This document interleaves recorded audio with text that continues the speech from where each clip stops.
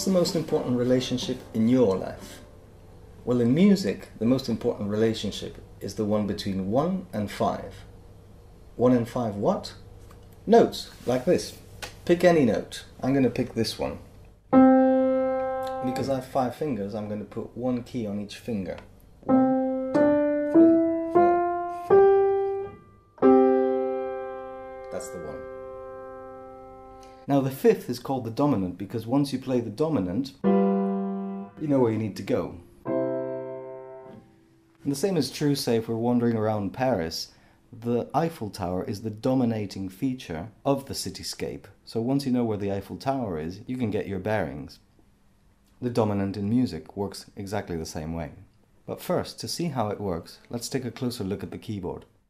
The white keys are all the same, but the black keys are spaced differently. We have 2 keys here, then a space, then 3 keys, then another space, and then the pattern is repeated, 2 plus 3 plus 2, etc., all up and all the way down the keyboard as well. And this layout is true for all music. It doesn't matter what instrument you play. It's more obvious on the keyboard, but it's also there on the guitar, violin, harmonica, but maybe not on more unconventional instruments. And this is very useful because when you pick a note, like I did, 1, and you jump to the next, what's called octave, the next repeat of the pattern, that also counts as 1. So if you want to do 1, 5, 1, you can do this, but you can also do this. And many composers, many musicians have used that a lot. See if you recognize any of this.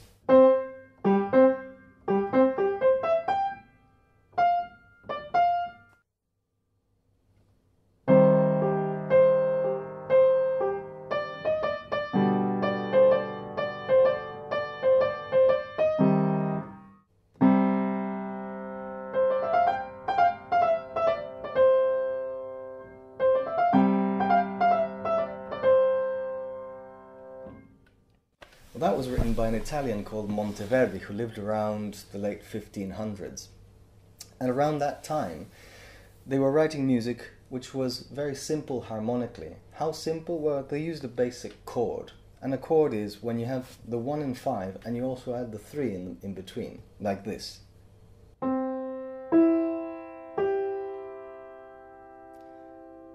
So if I say I start this piece with this chord, and I'm in C major, then I can go to G major with 1, 3, 5. Maybe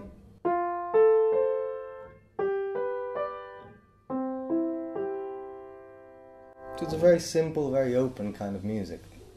And that's what's underpinning this piece of Monteverdi's when he goes. He starts at 1 and he climbs up 1 note at a time to 5. So there's a sense of kind of tension of some sort. And then he scampers down to 1. So there's already an idea of tonic. So when you start your number 1, that's your tonic. And then you go off to someplace else, to the 5th, the dominant. And then you come back down from that dominant to your tonic, to the number 1. But Monteverdi felt that this was not enough. He felt that the sense of 5th, the sense of dominant, was not strong enough really, the way it was. So he thought something along the lines of, well, if we're doing odd numbers, what happens if we add the next one? What happens if we go 1, 3, 5, 7? And he came up with this.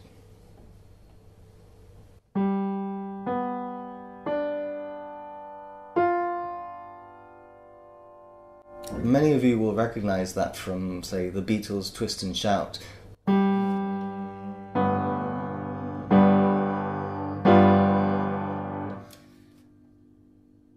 Suddenly, people discovered in late 16th century that this was a hugely powerful emotional resource, you know. ladies started swooning. Duels broke out over this. And of course, it was banned by the church. The church thought that this contained something so harsh and horrible, which they decided to call it the devil in music. Have a look at this. 1, 3, 5, 7. If you take out the 1 and you take out the 5, you ended up with this interval. And that the church could not handle. They called it Diabolus in Musica, the devil in music. But this was exactly what was exciting the audience outside the church. So this progressed through time as well, and eventually the church had to give in and allow this interval into the church. Eventually, the use of this interval, the Diabolus in Musica, and also of the dominant seventh, became so widespread that it took off in all sorts of unexpected directions. One of my favorite examples is in ABBA's I Have a Dream, when they say, I believe in angels.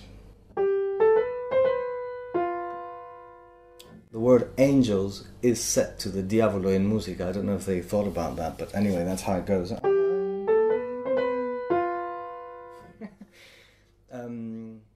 Who else? Liszt did something like this. He would take this interval, the Diabolus in Musica,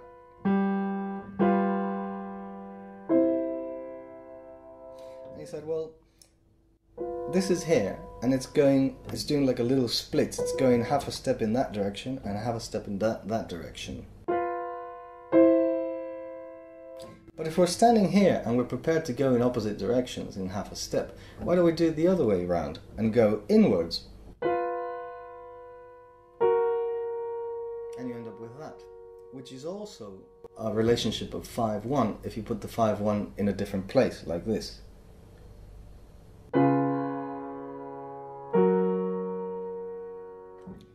So people were playing around with this dominant seventh chord, as it's called, and taking it in all sorts of unexpected directions. And finally we end up in North America in the 20th century, where people invented the blues. Now the blues is at its heart very simple music. Of course it's a very elaborate art form, but the building block of blues is basic 3 chords. But the trick is that every single chord is a 7th chord, like this.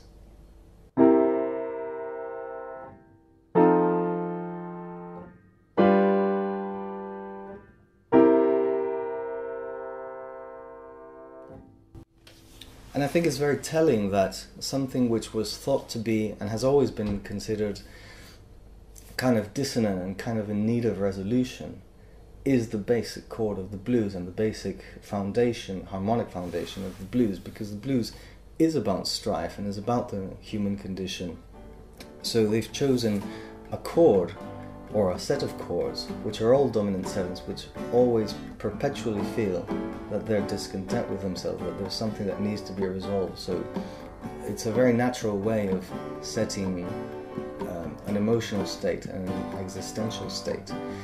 So maybe it would be nice to finish this with a little tribute to the man who gave the blues guys their basic building blocks, the Monteverdi blues.